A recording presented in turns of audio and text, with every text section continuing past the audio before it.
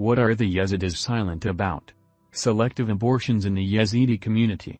Today, the cultural center of the Caucasus Yezidis will talk about what the Yazidi community is silent about. Namely, in this video we will touch on the topic of selective abortions. The topic of abortion in different cultures is a kind of taboo for discussion and publicity.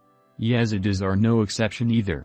Until now, for many Yazidi parents, the gender of their child plays an important role. There are several so-called logical reasons for this: a girl who is supposedly easier to raise, or a boy who will become a continuer of the family and protector.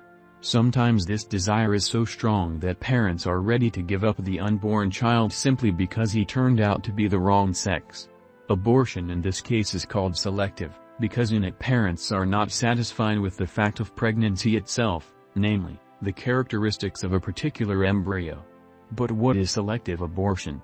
Selective abortion is a discriminatory type of abortion in which parents intentionally dispose of embryos of a certain sex.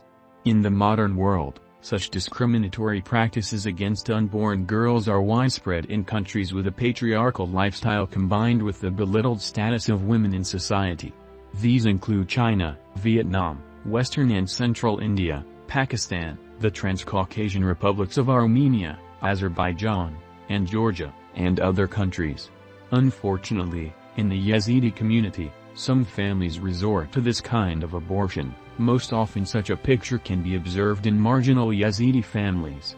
The system in such families is patriarchal, where women are not allowed to express their thoughts freely. Some women show traces of forced washing of consciousness.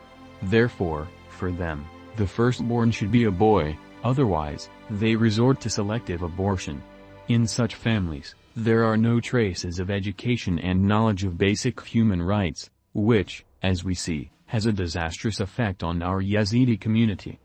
Is it possible to understand and justify such people?